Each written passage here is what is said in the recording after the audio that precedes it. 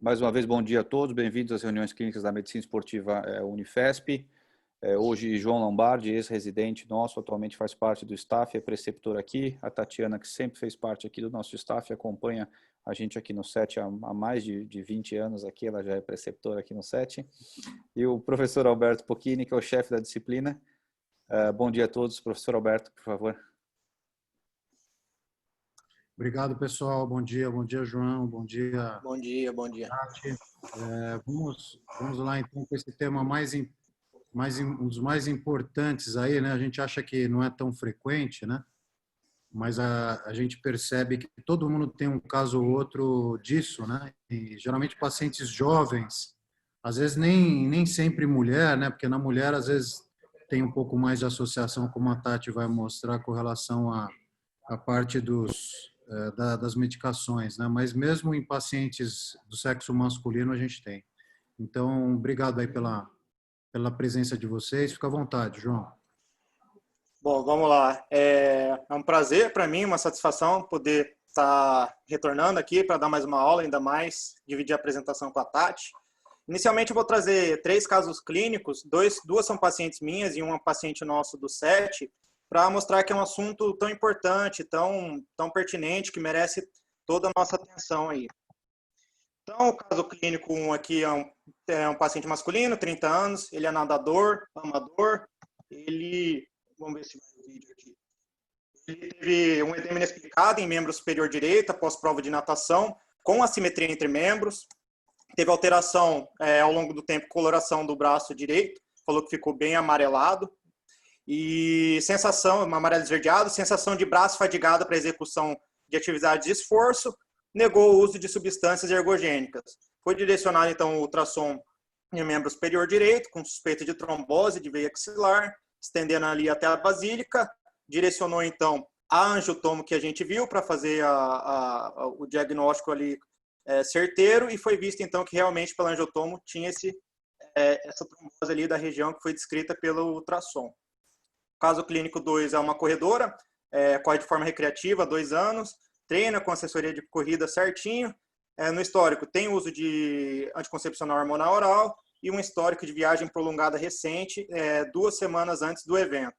Ela evoluiu com dor torácica em hemitórax direito, era uma dor ventilatória dependente, iniciou de forma súbita, com evolução para dispneia aos pequenos esforços e um mal-estar generalizado. Então, foi prontamente feito o diagnóstico no pronto-socorro, aí pós-diagnóstico de tromboembolismo pulmonar, fez a angiotomo, teve trombose de segmentares, e 17 meses depois, com a pandemia, foi positivo para o coronavírus e teve complicação trombótica ali em veia apoplítea. Caso clínico 3, é uma ciclista de 31 anos, 10 anos mais ou menos ali de prática já, com volume de treino bem grande de pedal. Ela teve uma sensação de peso em todo o membro inferior esquerdo, ela relatava mais ao final do dia, e relatou umas câimbras constantes durante o treino que ela nunca tinha tido. A evolução do quadro foi para dor em fossa ilíaca esquerda, que irradiava ali para a região de coxa também. A descrição que ela dava era aquela que quando a gente senta em cima da perna ou do braço, fica sensação de dormente, formigamento, essa sensação, mas com uma dor em queimação. E aí, isso foi a evolução do quadro, já tinha quase 1 mês de evolução, e pegou aí ilíaca comum, foi até mais ou menos a femoral comum ali. Então, esse assunto é pertinente porque a doença tromboembólica, a trombótica, ela é a terceira doença cardiovascular mais prevalente do mundo. A incidência dela é em 1 em cada 1.000 pessoas por ano, sendo que a taxa de recorrência é aproximadamente 30% em 10 anos, sendo que a gente sabe que no primeiro ano é muito maior essa taxa de recorrência, né? Essa taxa aí de 1 em cada 1.000 pessoas por ano, ela está constante desde 1980, mais ou menos. E ainda que não é de se esperar, né, a complicação na nossa população de pacientes, porque são pacientes jovens, a gente não quer que aconteça porque gera um impacto enorme, né? Perda de funcionalidade, perda de aptidão cardiorrespiratória, é uma população jovem, E quando a gente vai procurar na literatura, a incidência de trombose em atletas, ela é exatamente a mesma que a população geral. Então, a gente tem basicamente aí um paradoxo, né? Porque o próprio exercício físico, por si só, ele já é uma ferramenta no tratamento de inúmeras doenças. Ele traz benefício, principalmente para a saúde cardiovascular. Ele é um grande protetor, né, contra os desfechos negativos. O próprio exercício físico, por si só, ele já diminui o risco de trombose. Porém, é cada vez mais comum, não só na mídia, mas em relatos científicos também, registro de atleta de alto rendimento com trombose. E esse aumento de registro de atletas de alto rendimento com trombose, consequentemente, levou uma linha de pesquisa, tanto em esportistas e praticantes de exercício físico no geral. Começou a mostrar, então, um aumento desses eventos, o que, em um primeiro momento, de novo, não é esperado, porque é uma população que é de baixo risco para esses eventos cardiovasculares, como a gente sabe. Isso pode trazer algumas consequências negativas, né? Porque nem sempre o diagnóstico de trombose ele é suspeitado num primeiro momento. E isso vai atrapalhar muito em questão do próprio treino em si. Na foto aí a gente tem no slide 3 atletas. A moça ali, a mulher, é a Fabiana Diniz, nossa capitã do título mundial de handebol de 2013. À direita ali o Chris Bosh, atleta All-Star da NBA. E embaixo ali a Serena Williams, né, dispensa comentários, ela há um título aí de se tornar a maior campeã de grandes slams da história. Então, alguma coisa justifica a ocorrência de trombose nessa população de baixo risco, certo? Entender as particularidades e detalhes inerentes aos atletas de alto rendimento e esportistas geral, que relacionam esses episódios de trombose, é a chave para compreender esse assunto que merece nossa atenção e nosso alerta, estabelecer a melhor forma de estar lidando, então, com essa situação, né? Então, muito rapidamente, a fisiologia da hemostasia, o evento inicial, parte de um dano endotelial, que vai desencadear as respostas para a formação final do coágulo. A coagulação ela é uma série de reações enzimáticas que tem uns eventos integrados, né? Então, ele tem a formação de trombina, a formação de trombina é transformar o fibrinogênio em fibrina, sendo que o fibrinogênio é insolúvel, é solúvel e a fibrina é insolúvel. O objetivo disso tudo é fazer uma rede de fibrina para a sustentação do agregado plaquetário, e isso a gente chama de coágulo.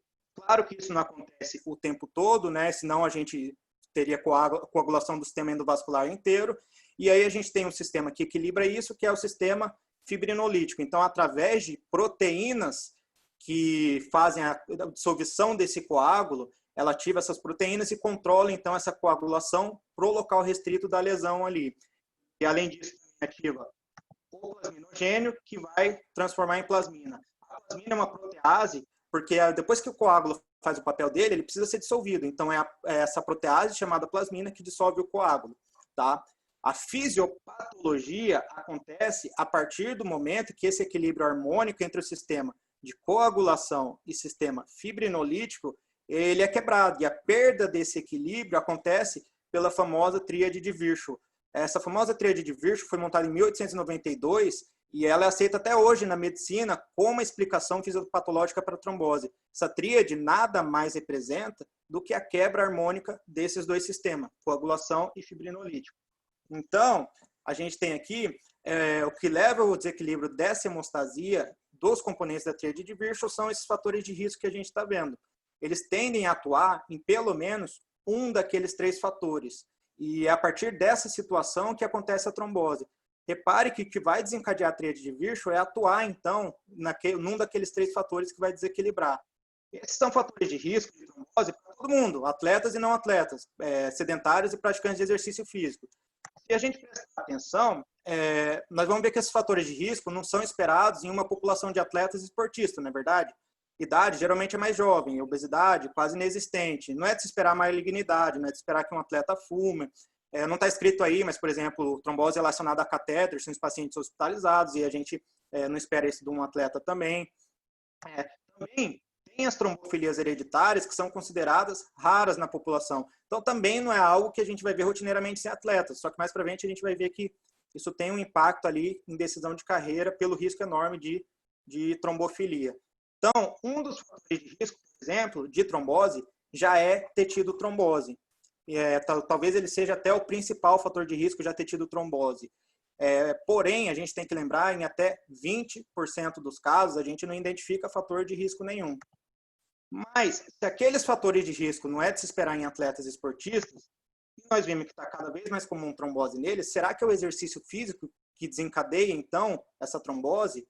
O exercício físico ele aumenta tanto as reações enzimáticas pró-trombóticas e agregação plaquetária também, assim como o sistema fibrinolítico. E, ao mesmo tempo, e exatamente na mesma proporção, se você for olhar, eles acontecem de forma semelhante na mesma magnitude. Portanto, o exercício físico por si só ele não tem essa capacidade de causar a trombose, porque o nosso corpo é inteligente o bastante para equilibrar o sistema de hemostasia durante o exercício físico. Então, o exercício físico por si só não causa trombose. Porém, eu falei lá atrás que existem particularidades e detalhes inerentes ao esportista e atleta de alto rendimento que se relacionam com a trombose. Também acabei de falar que os fatores de risco, no geral, para a trombose não é de se esperar nessa população. O fato é que os fatores de risco de um atleta, eles são diferentes e específicos. Não é o exercício físico que causa trombose, mas são as condições de exercício que levam a um cenário específico de fatores de risco, e esses fatores de risco específico que aumentam o risco de trombose. Então, os atletas, eles vão de encontro aos fatores de risco específicos e a exposição desses fatores de risco específico, como a gente está vendo, que aumenta esse risco de trombose. A desidratação pelo exercício, por exemplo, que está mostrando aí, leva a hemoconcentração, isso altera a viscosidade, a lesão muscular pode levar a dano endotelial, pode imobilizar esse atleta, pode levar a cirurgia. A cirurgia por si só já é um risco, né, de trombose. Então, cirurgia musculoesquelética e ortopédica é algo extremamente corriqueiro, né, na nossa prática. Então, tem modalidade do calendário de competição que precisa ficar viajando para vários destinos. E essas viagens prolongadas que os atletas são expostos várias vezes ao longo da temporada, ele é um fator de risco. Até 25% das tromboses são associadas a uma viagem recente. A altitude para modalidades de endurance é uma localidade de treino para melhora de performance. Mas a altitude por si só já expõe um risco aumentado de trombose. Se você for ler livro de medicina de aventura, por exemplo, algumas partes desses livros direcionam especificamente só trombose para a parte de altitude. Então, é algo bem importante aí dessa questão da altitude, né? A gente sabe que atletas esportistas também assumem o risco de abuso de substâncias que a gente sabidamente entende que tem o risco aumentado para trombose, né? Eritropoetina, esteroides anabolizantes, anticoncepcional é algo que faz parte da rotina das atletas e das esportistas, que já a Tati vai estar falando, né? Uma normalidade anatômica congênita, ou até mesmo adquirida, quando ela é exposta dentro da modalidade que o atleta pratica, em relação à biomecânica da modalidade, ela também pode ser um fator de risco. Um deles é a trombose de veia axilar ou veia subclávia. É uma particularidade do desfiladeiro torácico quando, por exemplo, tem uma anomalia ali de clavícula ou então o escaleno anterior é muito hipertrofiado, até peitoral menor ali. E tem uma variação anatômica também que é muito rara, mas pode existir, que chama costela cervical, que é em região ali de C7, T1. Enfim, movimentos de abdução e rotação externa para essas alterações anatômicas vai causar uma compressão ali do feixe neurovascular do desfiladeiro torácico e, dependendo da modalidade, né, acontecem esportes com muito movimento repetitivo de braço, principalmente modalidades overhead, e acontece quase sempre no braço dominante. Também existe uma variação anatômica em 20% da população, que é a direita ali, que é a artéria ilíaca direita, ela comprime a artéria ilíaca esquerda contra o corpo das vértebras, principalmente L5 ali. Isso por si só não causa trombose, porque senão 1 em cada 5 pessoas teria trombose, certo? Porém, em estados pró-trombóticos, como a gente viu, somado aos fatores de risco que a gente viu hoje, já tem uma linha de pesquisa que isso talvez possa contribuir. As alterações biomecânicas de alguns esportes, como por exemplo, posição aerodinâmica do ciclismo, quando ela é repetida inúmeras vezes, mais aqueles fatores de risco específicos, mais essa alteração anatômica, isso pode aumentar o risco. isso também é claro, parte de uma curiosidade dessa parte da compressão, a partir de que eles viram que existe muito mais trombose de coxa esquerda do que coxa direita. Eu nem citei também, não coloquei figura, mas também tem a síndrome da artéria e veia poplítea, por exemplo, também está associada à trombose. Uma das dificuldades em relação à trombose é que o quadro clínico de sinais e sintomas da trombose em si, história e exame físico, não guia tão facilmente, né, para o nosso raciocínio clínico. São sintomas inespecíficos que pode fazer que seja levantado inúmeras hipóteses. Por exemplo, trombose pode ter hipótese diagnóstica diferencial de síndrome do estresse tibial, pode ter síndrome compartimental, pode ser tendinite calcânea, fratura de estresse, doença arterial obstrutiva periférica, sendo que qualquer uma dessas doenças pode coexistir com a TBP. Para a TEP, por exemplo, pneumonia, pneumotórax, bronquite, trauma torácico, são diagnósticos diferenciais, né? A apresentação clínica de dor em membros inferiores e superiores, ela é um problema porque a probabilidade de ser algo osteomuscular, músculo tendíneo, é muito maior do que ser uma dor por trombose. Dificilmente, em um primeiro momento, a gente imagina trombose, né? A dor já é algo presente em atletas esportistas e eles tendem a ter um limiar maior de aceitação de dor por natureza. Edema também é algo comum e nem sempre tem aquele edema que a gente vê assimetria gritante como num paciente clínico. Simplesmente porque a musculatura dos esportistas e dos atletas de alto rendimento, ela já é hipertrofiada, então não é qualquer edema que vai estar chamando nossa atenção. A atleta já é bradicárdico por natureza, então não dá para contar com a bradicardia para desconfiar de TEP, por exemplo. Não é qualquer esforço que vai desencadear, por exemplo, dispneia no atleta, porque ele já tem uma aptidão cardiorrespiratória muito boa, a não ser que o comprometimento do TEP seja muito extenso. Hipóxia e cianose, então, só vai acontecer em casos extremos, e nesses casos, ninguém tem muita dúvida, né? Só mais nos casos leves a moderados. Na maioria das vezes, sinais e sintomas, eles também não aparecem todos juntos, é muito mais comum aparecer, inclusive, de forma isolada. E em um atleta e um esportista, às vezes, o diagnóstico ele vai ser suspeitado por um detalhe, uma alteração que muitas vezes a gente nem está direcionando para aquilo, mas com essa alteração, essa interpretação, a gente consegue raciocinar. Por exemplo, vai fazer um ecocardiograma por qualquer outro motivo e tem lá alteração de ventrículo direito, aumento da pressão da artéria pulmonar, refluxo na válvula tricúspide. Essas alterações direcionam para uma hipótese de TEP, por exemplo. Um atleta, se ele vai fazer, por exemplo, um teste cardiopulmonar lá, esse atleta que faz o teste cardiopulmonar, ele vai ter os parâmetros do teste cardiopulmonar muito acima da população geral.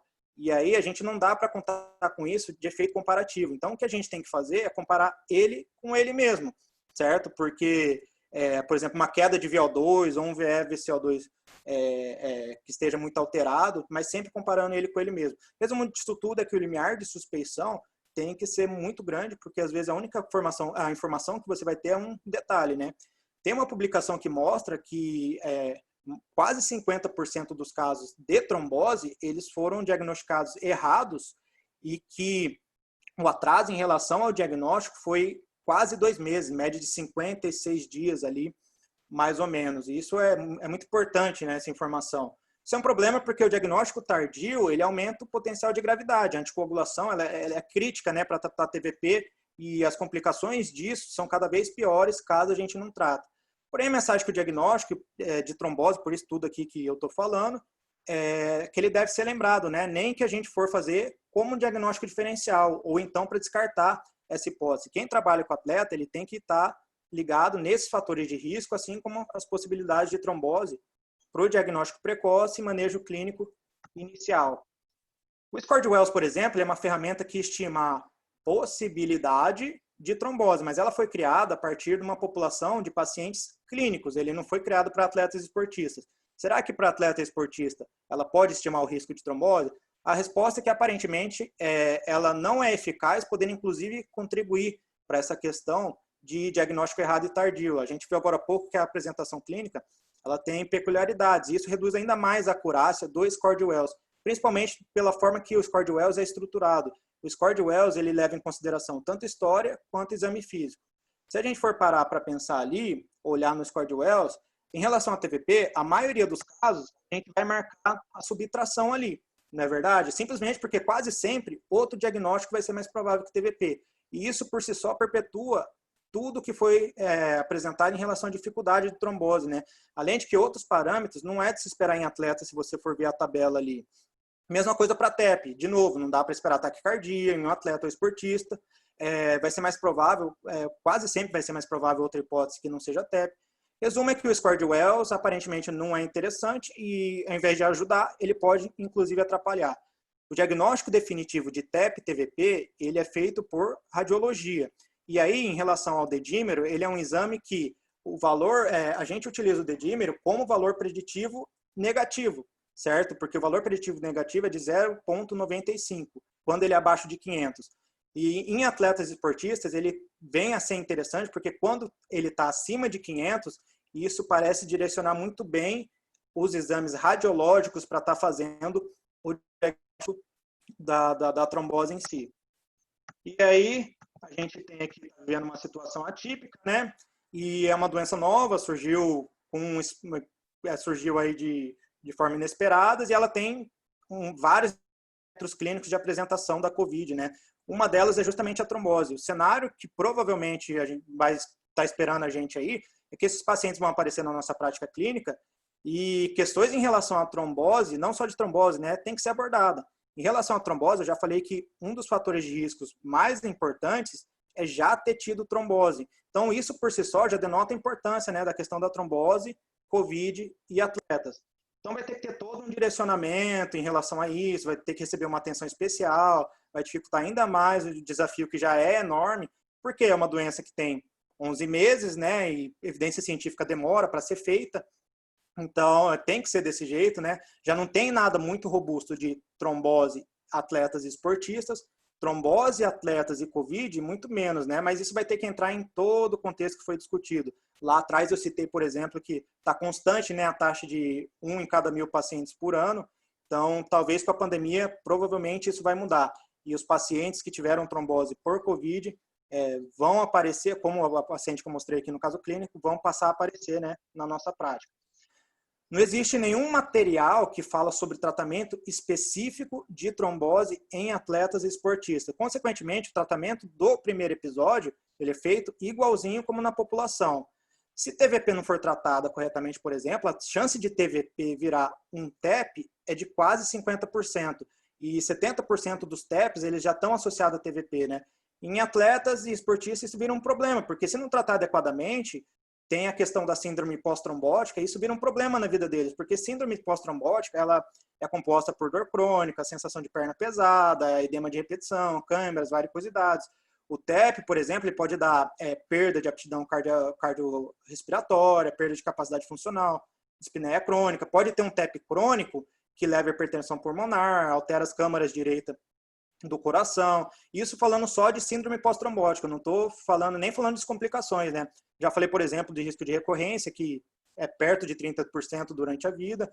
Vou falar de outra complicação ali que é o sangramento, mas enfim, a síndrome pós-trombótica traz um montão de complicação aí nessa população.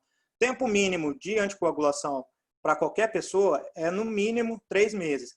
E o que guia se vai tratar mais do que 3 meses até o fim da vida, por exemplo, né?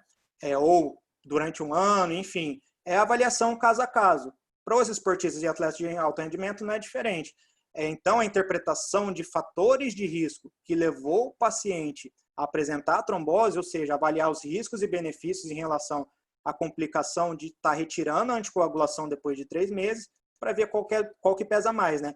Se o risco de complicação for menor que os benefícios, a gente retira a anticoagulação. Não é assim que a gente faz? Então, se o fator de risco ele é modificável, como são a maioria dos fatores de risco que a gente viu ali dos atletas, a anticoagulação geralmente ela para em 3 meses ali. Lembrando, mais uma vez, 20% das tromboses não tem fator de risco identificado nenhum. As publicações em relação à duração de tratamento ali de anticoagulação em atleta, elas variam entre 5 meses e meio até 7 meses. Isso é um tempo muito grande, porque se você for pensar, isso, dependendo do momento da temporada, significa ele perder a temporada, né? Isso quando não significa o fim da carreira. Por exemplo, eu mostrei lá atrás o Chris Bosh, do basquete, ele encerrou a carreira por causa de trombose. Então, quando nós falamos de atleta de alto rendimento, tem sempre a questão psicológica e financeira, né? E assim, acredita-se que em atletas de alto rendimento tenha uma tendência de intervenção cirúrgica maior com trombectomia. Porém, o estudo que citou isso foi um estudo americano que pegou as 4 maiores ligas lá, que é hóquei, beisebol, futebol americano e basquete, e isso sofreu interferência, porque teve muitos casos também daquela trombose de membros superiores por esforço, que é característico desses esportes. Até mesmo, dependendo dos casos, eles realizaram trombólise com alteplase. Então, o que tem que ser visto é se trombólise ou trombectomia nessa população diminui os riscos depois daqueles, se diminui o tempo de anticoagulação depois daqueles 3 meses mínimos. Para isso tem que fazer estudo muito bem desenhado, duplo cego, randomizado, com um grupo controle e intervenção, certo? Por exemplo, uma complicação que é a hipertensão pulmonar, o TEP crônico, se não tem hipertensão pulmonar, a tendência é não operar. E nesses atletas, se ele tiver TEP crônico e sem hipertensão pulmonar, que geralmente não opera, será que eles se beneficiariam da trombectomia? Então, tem que ser respondidas essas perguntas, né? Outro desafio em relação ao tratamento é o sangramento em si, né? Porque dependendo da modalidade, não teria problema de risco, problema nenhum, porque o risco seria muito pequeno, né? Isso vira um problema a partir de esportes de contato e coalizão, porque o risco de sangramento com anticoagulação é muito grande. Então, se esse esportista ou atleta de alto rendimento precisar da anticoagulação a longo prazo, ao longo da vida, isso vai ser difícil porque, de novo, pode significar o fim da carreira, né? Ou então o esportista ter que trocar a modalidade que ele tanto ama. Aí, uma das alternativas que surgiu ao longo do tempo aí, com os novos anticoagulantes orais, é que os novos anticoagulantes orais, eles têm um início de concentração muito rápido, a meia-vida deles é muito rápido, e aí, quando você cessa o uso, isso também é muito rápido. Isso é uma característica chamada fast on, fast off, que eles chamam. Então, talvez venha aí a surgir como uma oportunidade de estar manejando, a gente daqui a um tempo esteja discutindo em relação à anticoagulação intermitente. Porém, isso não vou entrar em maiores detalhes, porque não passa de uma ideia bonita, né? Ele se baseia em princípios clínicos, mas tem que se basear em princípios científicos. Em relação ao return to play é outro desafio, porque não tem nenhum guideline que a gente pode se basear. Então é basicamente guiado na apresentação de cada atleta. Tem publicação que pegou vários relatos de casos, por exemplo, mostrou que quase 50% dos relatos analisados não falava absolutamente nada de recomendações de return to play. E os que falavam variavam muito, cada um fazia do seu jeito. E é o que acontece na vida real, né? Não tem nada específico para guiar a gente, cada um faz do seu jeito, porque não existe orientação específica. Também tem registro de muitos casos dessas pessoas que não retornam, né, à atividade esportiva ou muda de modalidade. Então, será que a falta de um guideline de tratamento e de return to play não justifica esses dados? Será que se a gente tivesse uma ferramenta efetiva, esses casos não seriam prevenidos, por exemplo? O mais importante é que detalhes e fatos sobre eventos trombóticos ele tem que ser explicado e detalhado para o paciente, assim como os riscos em relação ao return to play. O return to play ele acontece depois de uma discussão de compreensão do estado de saúde do atleta, história médica, e a decisão ela é conjunta com todo mundo envolvido na saúde do participante, né, da saúde do atleta e do esportista. Em relação ao screening, quando se fala em screening, triagem para trombose ela é inviável a nível populacional. Não tem como investigar a chance de trombose em toda a população. Portanto, em atletas e esportistas, a indicação é que a gente só vai investigar depois que ele tiver o episódio, né? Vem apresentar o episódio. Aí sim existe aquelas investigações de trombofilia hereditária, aquelas alterações anatômicas que pode justificar, alterar os fatores de risco modificáveis, como eu estava falando.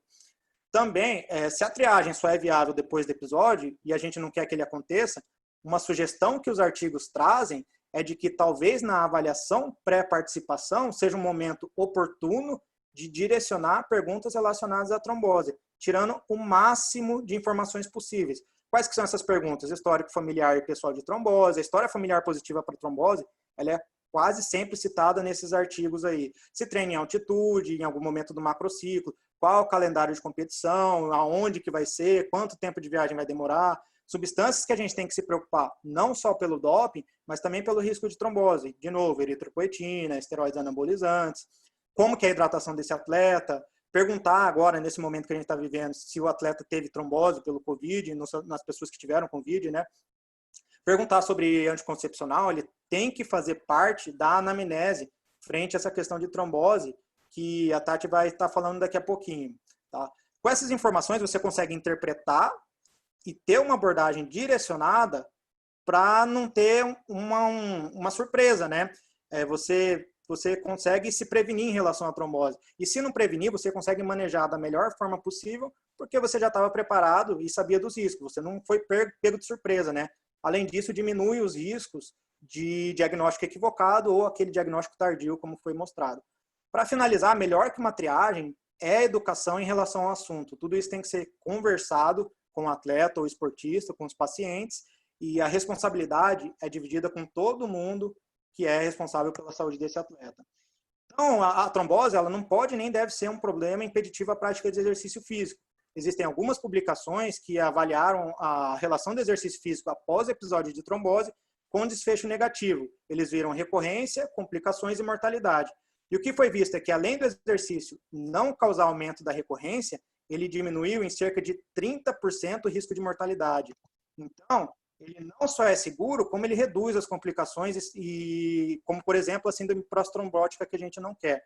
Ou seja, ninguém deve deixar de competir pela trombose. O que tem que ser feito é controle dos fatores de risco e, caso a trombose venha a acontecer, a gente conseguir lidar da melhor forma, entregar o melhor manejo possível para os nossos pacientes controlando a situação. Mas, para isso, é preciso resolver todas essas pendências que foi falada para chegar num cenário ideal. E aí, a gente precisa, então, no futuro, de estudos bem desenhados, para controlar, entender, né, controlar os impactos e saber a causalidade de cada um daqueles fatores de risco para que a gente consiga controlar isso, né? E desenvolver guidelines de tratamento em return to play. Não dá para afirmar que o esporte e exercício físico aumenta o risco de trombose. Só dá para afirmar que aqueles fatores de exposição aumentam o risco e ainda assim precisa entender, então, a magnitude de cada um deles. Tratamento direcionado para o atleta, ele pode melhorar muito, né, aquele tempo perdido de quase 7 meses fora de competição, pode melhorar as complicações. Então, falar sobre esse assunto para que o desfecho seja o melhor possível e nós não sejamos pegos de surpresa, ele é necessário. Aparentemente, a gente ainda está engatinhando em relação a essa situação. O caminho é longo, mas a gente tem que continuar dando os passos em direção aos objetivos quando a gente fala em relação à trombose. Então, take home message, trombose afeta esportistas e atletas, fatores de risco específicos dessa população, eles estão presentes nos 3 componentes da tríade de Virchow e o risco cumulativo, ele existe. Alta suspeição em todas as modalidades, mesmo que seja com diagnóstico diferencial, ou você vai descartar. Coágulos pode ocorrer em qualquer lugar do corpo, inclusive membros superiores. Sintomas nessa população pode ser atípico. Então, os fatores de risco, eles são muito comuns. Eles são inerentes e específicos. Então, não é incomum desidratar, não é incomum modalidades que têm um calendário competitivo internacional. Trauma e imobilização, por exemplo, acontece o tempo todo. Cirurgia ortopédica, musculoesquelética. Uso de anticoncepcional, que vai ser agora o da Tati, algo extremamente corriqueiro nessa população. Então, tem que ficar alerta aí. Isso era o que eu tinha para falar. Perfeito, João. Muito bem explicado. É um tema que tem muita coisa. Vamos passar direto para a aula da Tati. Depois, no final, a gente abre para discussões. Muito boa a sua aula, João. Acho que é um tema extenso. Daria para ter feito uma aula só sua, uma da Tati. Mas como é um assunto as aulas se complementam, vamos direto para lá. Tati, tenta compartilhar. Muito bem, fique à vontade.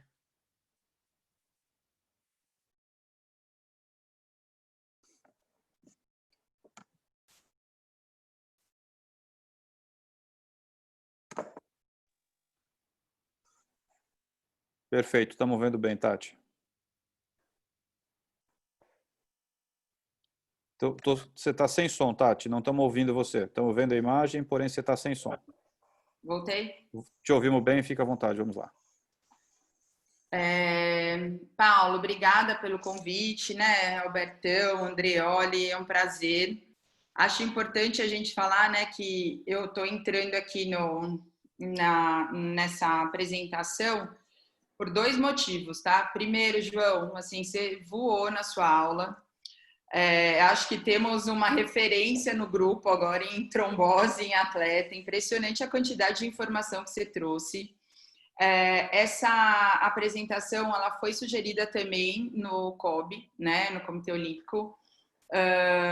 E aí, João, assim, você voou com muito mais informação até do que foi passada no dia da nossa reunião. O Paulo estava lá. Parabéns, super. Toda vez que a gente... De verdade. Toda vez aí, por que eu entro, né, gente, pra vocês entenderem? Porque toda vez que se fala em trombose, se associa a anticoncepcional, tá? E por vezes de uma maneira até errônea. Então, eu queria acrescentar um pouquinho, né? O tema voltou muito por causa do Covid, né? E eventualmente, esse aumento, né, de incidência por causa do vírus mesmo. Mas o contraceptivo sempre vem como um fator de risco. Mas vamos entender melhor isso, tá? Então, vamos lá. Primeiro, para a gente falar em anticoncepcional, a gente tem que entender um pouquinho quais eles são, tá? Eu vou ser bem breve, mas a gente tem os contraceptivos hormonais combinados, em que eles têm estrogênio e progesterona. Então, isso são a maioria das pílulas, o anel vaginal, o adesível e os injetáveis mensais. E a gente tem outros métodos, que tem só progesterona ou que eventualmente nem tem hormônio.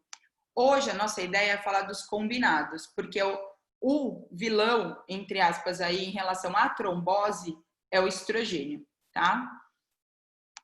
Então, esses são, né, visualmente aí os métodos, né? Não pensem só na pílula, né? Todos esses aqui, eles também têm o estrogênio na sua composição. Primeira coisa que a gente usa contraceptivo, seja para uma mulher atleta ou não, é para evitar gestação não planejada. Então, isso, como o João falou, tem que fazer parte da anamnese no médico do esporte.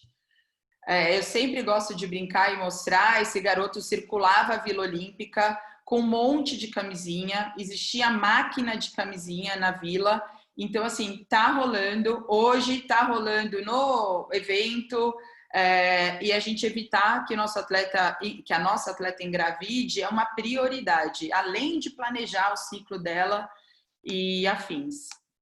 Além disso, os contraceptivos são usados na Ginecsport para regularizar o ciclo menstrual, para diminuir o fluxo, para minimizar os sintomas de cólica e, eventualmente, minimizar os sintomas de TPM e as alterações de humor que estão envolvidas. A gente usa muito para planejar o ciclo menstrual em relação ao calendário competitivo, podendo oferecer para que essa atleta escolha aquele período em que ela se sinta mais forte, fisicamente ou psiquicamente, ou que ela não tenha que trocar um absorvente. E quando a gente pergunta para elas se elas têm uma fase de escolha, 80% a 90% delas têm essa fase, e aí fica na nossa obrigação, ou na nossa capacidade de oferecer esse manejo do ciclo. Entre as nossas atletas olímpicas agora, do Rio 2016, 90% usavam algum método, 42% era pílula. Então, combinada com o uso do estrogênio. Então, como o João falou, isso é recorrente e quem quer trabalhar com a mulher atleta tem que perguntar sobre o contraceptivo dela em uso ou, eventualmente, se ela poderia se beneficiar com o uso de algum contraceptivo. Só que aí a gente não sai prescrevendo para todo mundo, a gente não aceita que porque a amiga dela se deu bem com contraceptivo, esse seja o de escolha para ela. Até mesmo para a gente evitar o risco de eventos adversos, existem os critérios de elegibilidade. Então, a idade acima de 35 anos é um critério importante. Como o João mostrou, a obesidade é um fator importante. E o fato de ser tabagista é importante. Isso aqui, geralmente, realmente, não faz parte dessa nossa população de esportista ou atleta. Obviamente, a gente não pode subestimar, isso tem que ser perguntado. Mas, de novo, como ele falou, a história pessoal ou familiar de trombose tem que ser necessariamente indagada. A história pessoal ou familiar de trombofilia, doenças hepáticas, e a enxaqueca com aura, que às vezes é um sintoma super comum. Todos esses critérios aumentam o risco de trombose, tá? Então, de novo, o contraceptivo pode ser maravilhoso, você pode querer planejar seu ciclo em relação à competição, mas você tem que ter um ok desses critérios. E também, como ele falou, o screening não pode e não deve ser feito para todo mundo, seja porque ele é financeiramente caro, mesmo assim ele não vai cobrir todas as alterações existentes e tem trabalho já mostrando que mesmo que dê tudo negativo, como a trombose é um evento multifatorial, não é o fato dos seus exames serem negativos que vai te proteger contra um evento trombótico. E muitas vezes, seja porque não pode pagar por esse exame, seja porque se você der positivo, você vai sair investigando os seus outros familiares, você pode gerar uma angústia não justificável. Então, assim, se a gente for ver o risco relativo de quem não está usando um contraceptivo hormonal combinado, ele é de 1 a 5 para cada 10 mil mulheres. Quando você passa a usar, esse risco realmente ele aumenta. Então, ele vai para 6 a 12, ele vai duplicar, ou 6 vezes mais, dependendo aí de onde você está nesse range aqui. Mas mesmo assim, gente, 6 a 12 a cada 10 mil mulheres, ele é um evento muito raro, entendeu? O risco continua sendo baixo para a gente eventualmente subestimar os possíveis benefícios. Se a gente for pegar outros momentos da vida da mulher, como a gestação, como o puerpério, ela por si só, simplesmente por estar grávida, ou simplesmente por estar no pós-parto, o risco dela vai aumentar muito mais. E dependendo da progesterona que está associada, a gente também pode minimizar esses riscos, tá bom? Então, assim, a escolha tem que ser individualizada e, se houver benefício, não se deve ter medo passados os critérios de elegibilidade, não se deve ter medo da prescrição de um contraceptivo hormonal por causa do medo da trombose, tá? A frase é que os riscos, eles simplesmente são menores que os potenciais benefícios. Em relação ao Covid, o que a gente tem para mostrar? Me surpreendeu, né, assim, de certa forma, quando eu fui montar na época a aula, porque já tem muita coisa relacionada. Por exemplo, né, qual é o papel do estrogênio, né, em relação à doença? Número de casos são semelhantes entre homens e mulheres, mas a gente vê que a mortalidade masculina é maior. Então, já existe a ideia de que o estrogênio, ele talvez tenha até uma influência positiva sobre a resposta imune, sendo até mesmo um fator protetor contra as complicações da doença. Principalmente se os níveis hormonais estiverem estáveis, evitando o estado do hipoestrogenismo. Isso vem para uma mulher que não está tomando pílula ou contraceptivo hormonal e ela está ciclando e menstruando adequadamente, vamos dizer aí, com ciclos mensais, ou se ela estiver usando algum contraceptivo mesmo. Então, não há recomendação de suspender o método anticoncepcional, mesmo que ele envolva o estrogênio, para uma prevenção da trombose associada aos casos de Covid. Foram feitas pesquisas também já em relação à parte reprodutiva.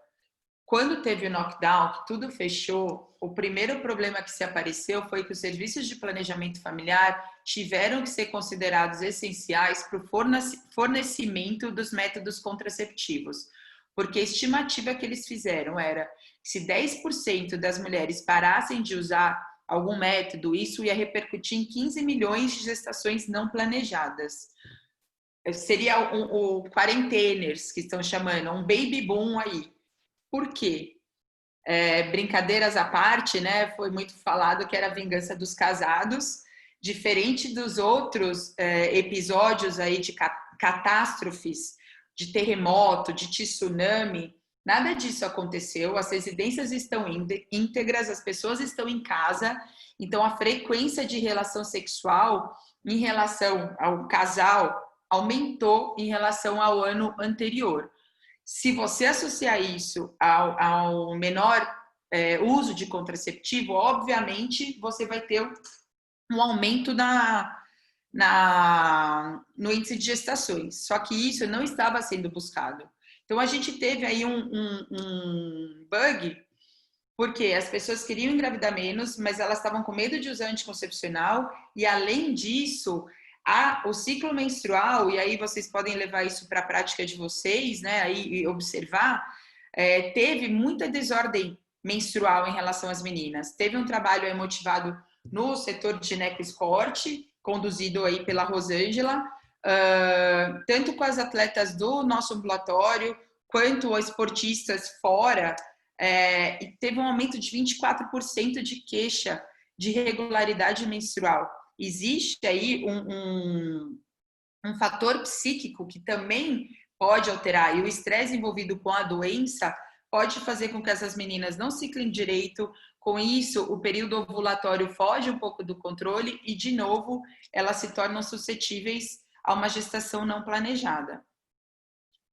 Na Itália, eles fizeram aí uma recomendação para que não houvesse modificação do anticoncepcional durante a pandemia, já que não existia evidência de que o hormônio pudesse alterar o curso da doença, prolongar um pouquinho o uso do DIU, e se fosse iniciar eventualmente sem a possibilidade de uma consulta adequada, não podendo abordar os critérios de elegibilidade, que se optassem pelos métodos só com progesterona, como eu mostrei lá no início, e se o método combinado fosse o método em uso e a pessoa ficasse doente, aquela doença assintomática ou sintoma leve, mantenha o método.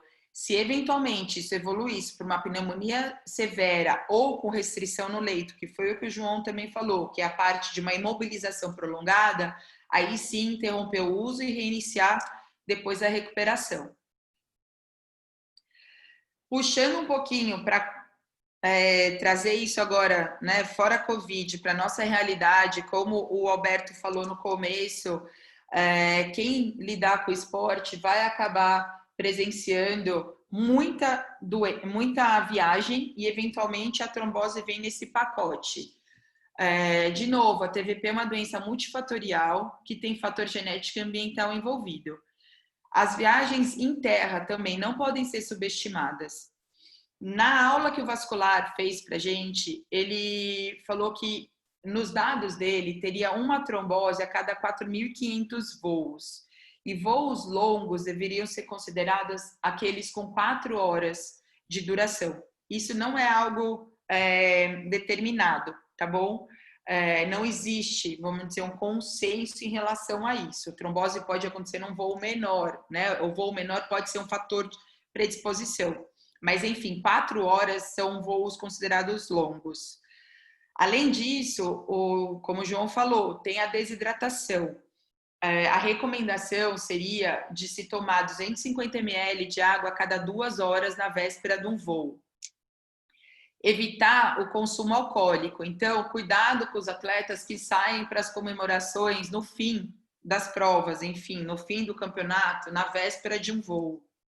Evitar roupa justa, evitar perna cruzada e movimentar membros inferiores. Apesar das tromboses poderem acontecer em outros sítios, a gente sabe que o membro inferior ele é ainda o de maior ocorrência.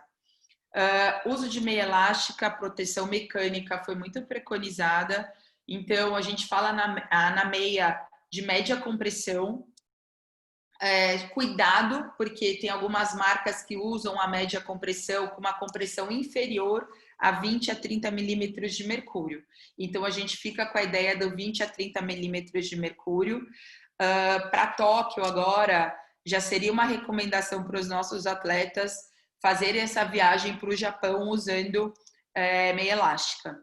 Toda mulher deveria usar meia elástica porque ela tem um risco de trombose maior que o do homem. E aquela que usa contraceptivo hormonal, ainda mais. Então, é uma recomendação que a gente gineco costuma fazer, tá bom?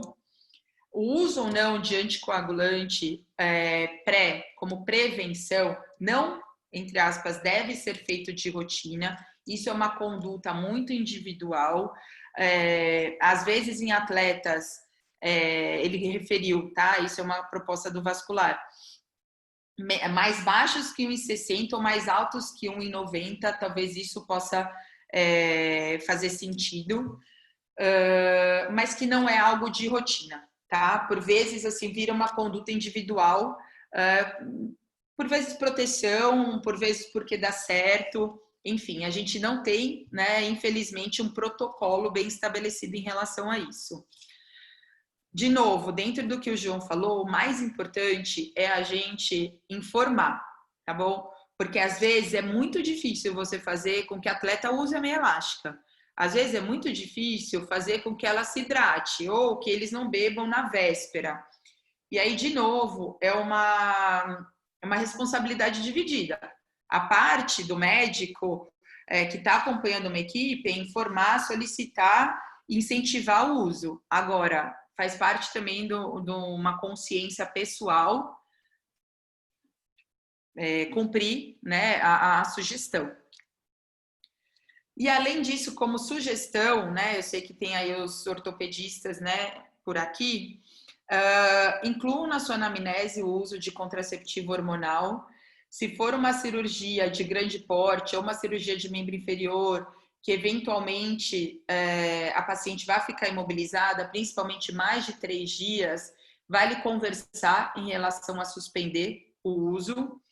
A gente tem riscos maiores de trombose, principalmente nos 6 primeiros meses de uso. Eu coloquei 12 aqui porque foi o que o trabalho mencionou. Por outro lado, você também consegue, para uma cirurgia simples, programar o fluxo menstrual da paciente para ela não estar menstruada durante o processo da cirurgia, que é algo muito desconfortável para uma mulher. Então, enfim, perguntar sobre o uso do contraceptivo talvez não faça parte da anamnese pré-operatória de vocês, mas fica aí como uma sugestão. Acho que era isso, né? Então, pensar aí no estrogênio como um fator protetor, né, para o COVID, em relação aí esse índice de complicações, morte homem e mulher. O risco de trombose não justifica a suspensão do método anticoncepcional hormonal, então o contraceptivo pode e deve ser continuado, e cuidado, obviamente, com as gravidez, as gestações não planejadas. O risco de trombose não justifica a não prescrição de método anticoncepcional. A gente tem que respeitar os critérios de elegibilidade e individualizar a prescrição de cada atleta. E, infelizmente, não há um consenso sobre as medidas preventivas para os atletas, mas a meia elástica, que é a proteção mecânica, é a mais preconizada de rotina, e aí eu colocaria aí a ideia da hidratação também. É isso, de novo eu queria agradecer pelo convite, parabenizar o João, foi muito fácil falar depois da sua aula, João, e a gente está aberto aí para as perguntas. Parabéns, Tati. Vou passar aqui para os professores Alberto e Andreoli, antes fazer uma consideração. A sua aula a gente sabe que é sempre boa, mas nós tivemos uma aula dessa no COB e o João realmente trouxe muito conhecimento, muita coisa, alguns artigos que a gente realmente ainda não conhecia. Então, o João diria que é da equipe mais nova, né, do nosso serviço e realmente apresentou muito bem. Foi realmente mais uma aula excelente, João. Parabéns. Nós vamos abrir aqui para as perguntas. Eu vou dar uma olhada nas perguntas aqui. Vou passar para os nossos professores Alberto, Andreoli e o professor William, que também está no set. Por favor. Parabéns pela aula, viu, Tati? É sempre um prazer ter você aí conosco. Uma visão, obviamente, teórica, mas também muito prática, né, pela proximidade aí com os atletas, né? Eu queria só enfatizar isso tudo que foi dito, porque assim é muito traumático para nós ter esses casos de TVP. Então, todo mundo que é cirurgião, acho que quem é da ortopedia, sofre demais quando tem o primeiro caso de infecção ou tem um caso de TVP que evolui para embolia ou alguma coisa assim. Eu devo ter tido uns 15 casos já de TVP de membro inferior, por fazer cirurgia de joelho, alguma coisa assim também, e tive alguns casos que evoluíram para embolia. Então, essa tendência que a gente tem na medicina do esporte para associar tudo com questões mecânicas, a gente tem que tomar muito cuidado. Principalmente porque, assim, uma trombose de membro superior, que eu já tive também, com certa frequência eles acabam caindo na parte jurídica, às vezes, porque se você não faz o diagnóstico, o paciente evolui, às vezes, de uma forma bem mais complicada e é difícil pensar nisso com todas as questões mecânicas que às vezes a gente tem de membro superior. Então, tem que examinar, tem que colocar a mão no paciente, tem que palpar pulso, tem que procurar examinar, tá? Sem examinar é difícil você fazer esse diagnóstico. E são lesões que podem evoluir de forma grave, né? Eu vou passar também aqui para o Andreoli para ele falar um pouquinho e também para o William, mas parabéns aí pela escolha do tema, viu, Paulo? E também pelos palestrantes aí, que eu acho que é um tema muito importante de se pensar quando fala em problemas dentro da atividade esportiva. Não, parabéns, João, parabéns, Tati, acho que foi excelente. Eu acho que eu discuti a primeira vez com o Paulo esse tema dentro do basquete. A gente até criou um conflito, se dá remédio, não dá para as meninas, tudo. E até em relação aos homens. Mas a Tati que está aí com o time Brasil, você pega atletas de judô, vôlei feminino, que vão todo mês, vai para a Ásia, lá, Japão, China, né?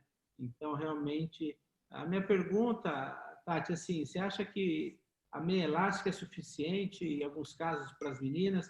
E nos homens, você acha que todo mundo tem que usar meia elástica, viagens acima de 20 horas lá, que nem você colocou, tipo viagens para a China, Japão, essas viagens mais prolongadas? O que você sugere, Tati? Sem dúvida, André. Olha, eu acho que assim, a meia elástica tem que ser preconizada para todo mundo e assim, para a mulher, praticamente obrigatória, nem que seja 3/4, tá bom? Assim, não precisa ser meia inteira, não precisa ser 7/8, a 3/4 já tem um benefício grande. Tomar muito cuidado para ela não garrotear também, né? Então, ela tem que ser colocada de uma maneira adequada. Incentivar a deambulação durante um voo longo assim, Japão, China, então, assim, não tem nem o que falar. Muitas vezes eles querem entrar, tomar um Stilnox, alguma coisa assim, chumbar e dormir a viagem inteira, né? No basquete, então, nem se fala, porque as meninas ainda vão super apertadas, né, no voo, né? O judô, vamos dizer, mais de largura. Vocês, não mexe a perna, né? Mas massagear a panturrilha, tá de meia elástica. Pra você ter uma ideia, a Nike forneceu a calça compressiva para todos os homens jogadores de futebol. E aí a gente pediu para o feminino também, que fazia até mais sentido, deveria ser ainda mais obrigatório, mas fazia parte do material médico. E para Tóquio agora, a ideia era que isso também fosse preconizado na mala. Só que tem uma particularidade que o ideal mesmo é que cada atleta compre a sua meia, porque ela é vendida por medida, né? Existe uma medida de panturrilha a ser feita ali na hora. Então não é nem assim, minha mãe vai comprar. O ideal é que a própria atleta compre. Mas eu acho que em todos os sentidos, é a proteção para ela e é a proteção para a gente, sim, de ter recomendado, né? Eu até conversei, né, já com o Paulo sobre isso. Não é fácil que eles façam as coisas, por isso que eu ressalto que a responsabilidade é dividida, é compartilhada. Não é para meio que ficar de mãe, sabe, assim, toda hora, né, ficar falando. Eles têm que entender que o risco de trombose aumenta, na volta ainda com risco de desidratação e no risco de, entre aspas, um pós-balada. Então, eu acho que passar informação tem que ser feito. E aí, enfim, né, se eles não cumprirem, os eventos tendem a acontecer. O handball teve um período, né, o João falou, né, da Dara, mas teve assim, um período em que 3 ou 4 fizeram trombose e elas estavam numa sequência de muitos voos, assim, em vez de fazer um voo longo, elas ficavam no sobe e desce de avião, e isso também não apareceu como uma medida preventiva. Elas fizeram as tromboses com voos muito picados, só que numa sequência muito grande, entendeu? 3 ou 4 meninas fizeram na época trombose e nem sempre usam contraceptivo, por isso que assim, o contraceptivo é um alerta para a gente, mas definitivamente ele não é o único vilão.